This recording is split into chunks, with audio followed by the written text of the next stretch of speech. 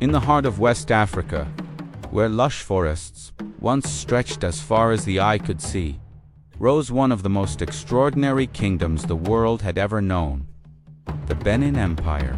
This was a land of brilliant artistry, powerful warriors, and kings whose rule was believed to be blessed by the gods themselves.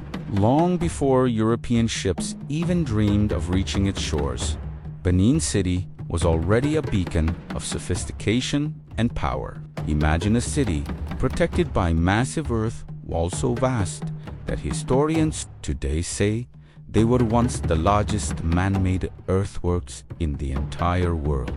They were a testament to the empire's incredible organization and engineering prowess. At the kingdom's very center stood the palace of the Oba, the divine king.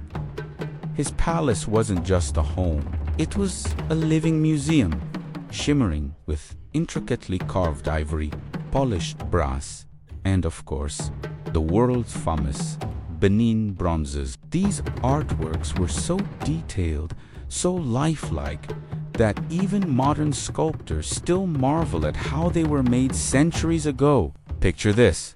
One morning, the deep, rhythmic sound of drums echoes across the kingdom. The Obaha summoned his exclusive guild of bronze casters, master artisans, whose secret skills were passed down from father to son for generations. Their task was sacred: to create a bronze plaque honoring the Oba's ancestors, immortalizing their history in metal. With steady hands and intense focus, they shaped beeswax into lifelike figures of warriors, nobles, and animals. Then, using the lost wax casting technique, they encased these delicate sculptures in clay and poured molten bronze. The process was so advanced that when Europeans first saw these masterpieces centuries later, many refused to believe that Africans could have created them. They were wrong. This was pure African genius. But the Benin Empire was so much more than its art. It was a thriving center of international trade and diplomacy. Caravans snaked through the forest paths, bringing precious goods like pepper, gold, coral beads, and fine cloth from distant lands.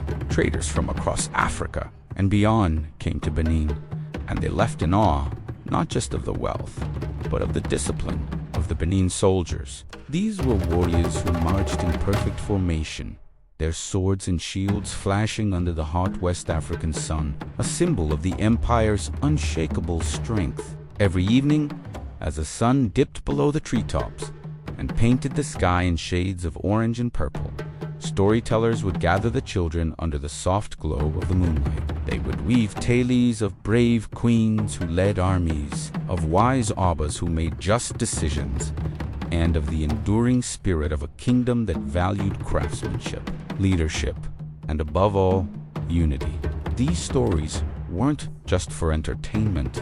They were lessons, passing down the values and history of their people from one generation to the next. And so, the legacy of Benin lived on not just in the priceless bronze and ivory artifacts scattered in museums around the world, but in the hearts and minds of all who remembered its greatness.